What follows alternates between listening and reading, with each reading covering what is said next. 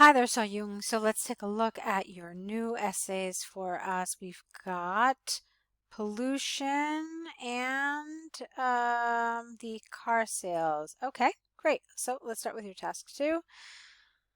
Okay, what are the reasons and how can this be solved? So here's what you said.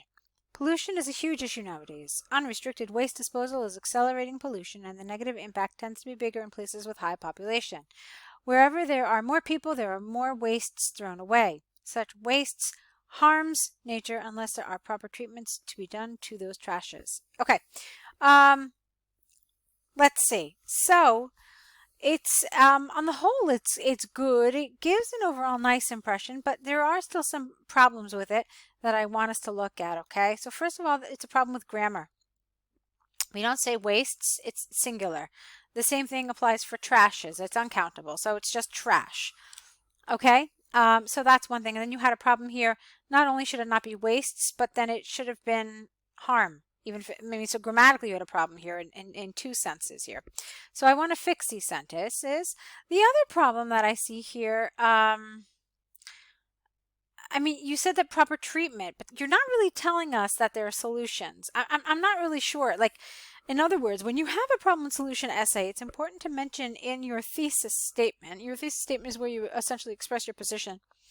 It's important to essentially tell us, yes, these are the problems. This is what's involved in the problem, and then tell us that there are solutions available. So I didn't really get that in here. In any case, let's try to fix this introduction a little bit so that it can be more appropriate. Pollution is a huge issue nowadays. Unrestricted waste disposal is accelerating pollution, and the negative impact tends to be bigger in places with high population. Wherever there are more people, there is more waste. Such waste harms nature, can harm nature, unless they're, you see here, I mean, you're not really saying that, yeah, this is a problem, but there are solutions. So why don't we fix this? I'm going to do it one more time. We looked at the grammar. Let's see. Wherever there are more people, there is more waste thrown away. This is part of the problem leading to pollution, yet there are certainly solutions available. Okay, that was it. And then so I would have taken out this last sentence and I would have said something like that instead. All right. First of all, purity of air is damaged by human activities. The wasted chemicals, and that's the wrong word, not the wasted chemicals. You want to say the discarded chemicals? That's a better word. So the discarded chemicals from factories are often not treated properly and released into, not to, the air. It is easy to see black smoke coming out from factories' chimneys. It would be better here if you just made this an adjective, factory chimneys. Factory is not an animate thing. It's not a living thing, so it's better not to use a possessive here. So factory chimneys would have been better. And they're not even really chimneys. They're usually called smokestacks. Chimneys are what we have in homes. So a couple little problems with your vocabulary here.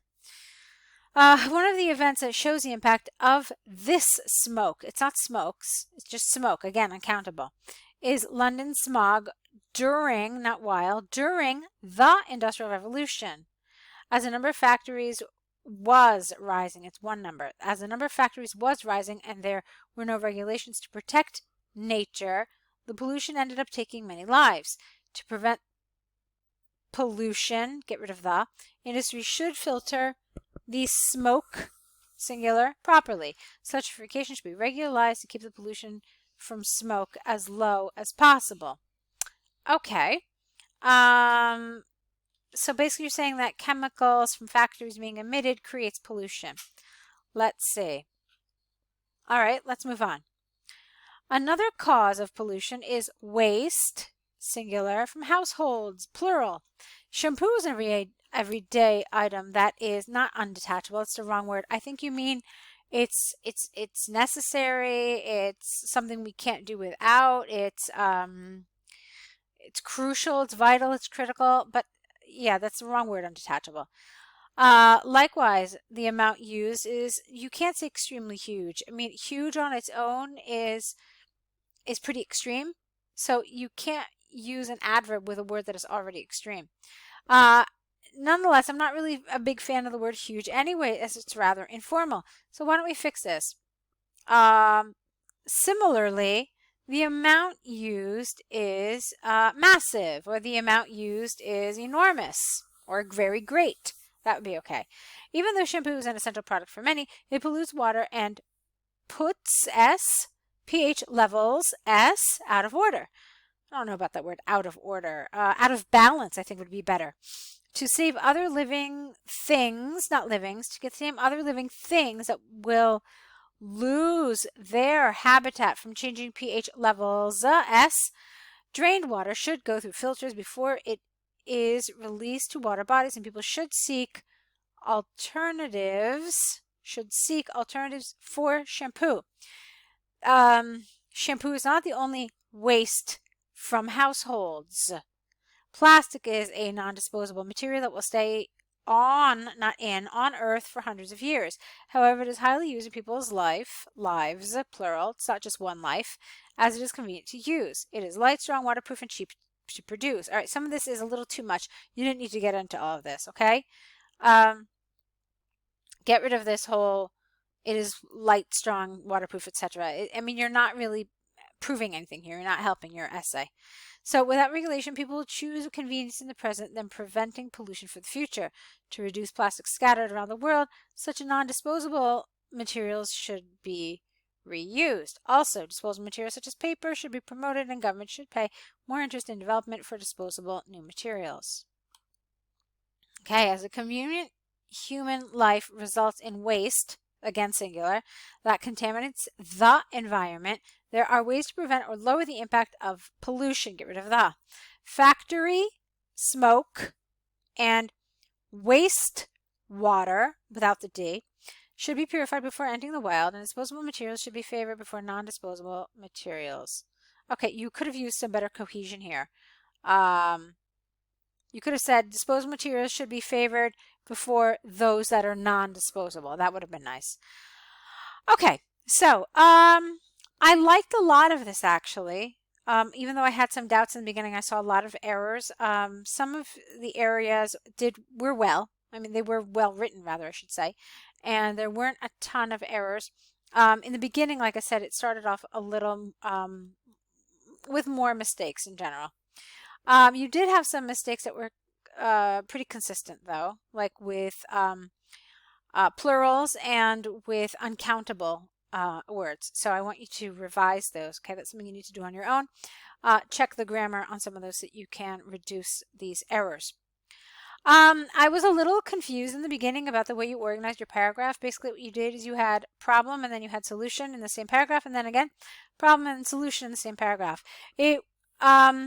That's not a bad way to do this, especially if the problem that you're writing about has a very clear, specific solution that relates to it.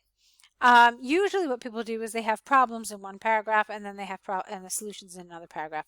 Like I said, what you did was fine, although I felt like you really did not develop some of this enough. Let me show you what I mean. This section here, you had two little sentences about how industries should filter smoke properly.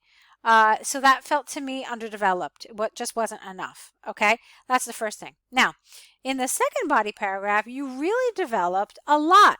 And in fact, I think in a couple of places you added some information that really wasn't relevant. I mean, you started talking to us about plastic, and you just got into some detail that for me was not necessary. And you, I would have preferred a little more development of this paragraph and maybe just a touch less here, or just a little more attention, making sure that you're keeping just the information that's absolutely important to proving your point. Let's see, but you did a better job in this paragraph. Let's see, here it was. This is where you started. Yeah, again, I mean, you had two little sentences about the solutions. You really focused, you did what basically most people do. You focused a lot on the problems and very little on the solutions. So in that case, it was a good idea for you to organize this the way you did.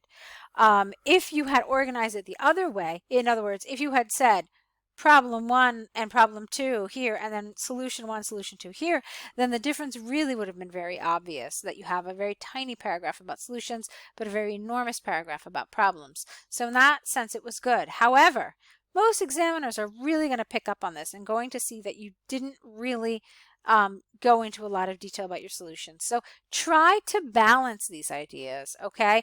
Like I said, it was a good idea, but you're not really going to you're not going to basically fool anyone to think that you talked a lot about solutions. You really didn't, and you needed to do that more in order for the examiner to believe that you have a balanced argument and that you've looked at all sides of the argument fully, okay? Or at least in a balanced sense, because you definitely didn't. So that's pretty much it. I mean, it was some grammar stuff, it was some vocabulary stuff that was wrong, and then, like I said, I didn't think you did enough with the solutions part. But on the whole, kind of like a general sense of this essay was that it was good. However, like I said, it does need some work in order to make it a very good essay. All right, so with that, I want to move on to your task 1 about car sales in these 9 countries. Let's see. It's not a bar graph, it's called a bar chart. So we call them bar charts, pie charts, and line graphs, okay? In general, we call them diagrams. So let's see what you wrote. This bar chart shows sale performance of 3 car brands in 9 European countries in 2018. Fine. Hungarians are, where is your overview is my first question. Because right away, it doesn't look to me like there is an overview. The overview should be very, very clearly laid out. Some people put it at the end of the writing. It's not my favorite, even though it's okay.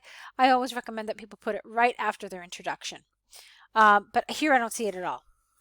And so without an overview, you cannot get a band 6 for task achievement. Just keep that in mind. Let's see what you wrote. Hungarians clearly bought the most cars among selected countries as total car sales neared 400,000. Okay, full stop. The French came in, now I'm saying came because 2018 went on 2020. So the French came in second in car sales as the sales were just over 300,000. Get rid of that S. Car sales achieved were around 250,000. Get rid of the S for all of Germany, Ireland, and Holland. Now, I think you mean each. Make sure that's clear that this 250,000 is not for all of them together, but in fact that you mean each. Poland and UK, no, both had 200,000 total car sales when Italians only, it's not how much they spent, it's how many cars they bought. We're not talking about what they spent for those cars. Okay? So, when Italians only purchased a bit over 100,000 cars. Again, no S, no N. Lastly, Belgium's car sales were not even 100,000. Full stop. All right, this is a little mechanical, meaning that all of your sentences, there's no real reporting. It's just basically a listing. So you start Hungary number 1, France number 2, Germany, Ireland, Holland number 3, 4, 5, Poland, UK. So it's just very, very mechanical. I mean, that's the word we use in IELTS language. So you needed to do a little more with this information than just kind of go down the list. And there were a lot of different things you could have done here. You could have started by saying that, Hungary sold the most cars of any country, nearing 400,000. It was followed by approximately 100,000 less, which is a position held by France. Okay? Then you could have said that the least number of cars were purchased, or rather were sold by Belgium at just under 100,000. And just slightly above that was Italy with about 20,000 more car sales. The remaining countries, and then you could list them, you can say what they are, all sold between 200,000 and 200 and, I don't know, maybe 70,000. And then you're done. You're done with that paragraph. And then you need to move on to the individual car sales, the car brands, okay? So let's see what you did for that. For Hungary and France, cut the countries. Careful with your grammar, Soyoung. the countries with the 2 highest car sales, the proportion of Ford, Audi, and you need an and BMW is evenly distributed. Let's see, Hungary and France. Well, I mean, that's not entirely true. If you look at France, they sold far fewer Audis. Take a look at the information again. Okay, BMW achieved the highest sales in Germany and the lowest, care for the grammar please, in Belgium. Okay, similarly, Audi had their worst sales in Belgium, as most of the sales went to Ford. Audi had its highest sales in both Germany and Hungary with about 100,000 sales in each country. For Ford, its lowest sales were in Germany and the highest sales were in Hungary. All 3 brands achieved over 100,000. Get rid of this, get rid of the of in Hungary. Okay. This isn't bad, but I'm not really thrilled with the fact that you haven't mentioned a lot of the countries. So we have very limited information. Let's take a look. You talked to us about Hungary and France, Germany and Belgium, and Hungary, right? And that's it. I know nothing else about those other 4 countries. I don't know any of their figures. So I'm really missing a ton of information here. Now, apart from that, you didn't really include a lot of data either, okay? So we can kind of figure out what the proportions were for Hungary and France, so that's okay. And then we know a little bit about Audi in Germany and Hungary, and then we know a little bit about this in Hungary, but I don't have a lot of other information here. So again, what could you have done with this? I would have pretty much done something very similar to what I suggested about the totals. So very easily, I would have looked across, basically use these numbers, Soyoung, as you have. I can't complain that you have done that. But I would have probably started off with something like,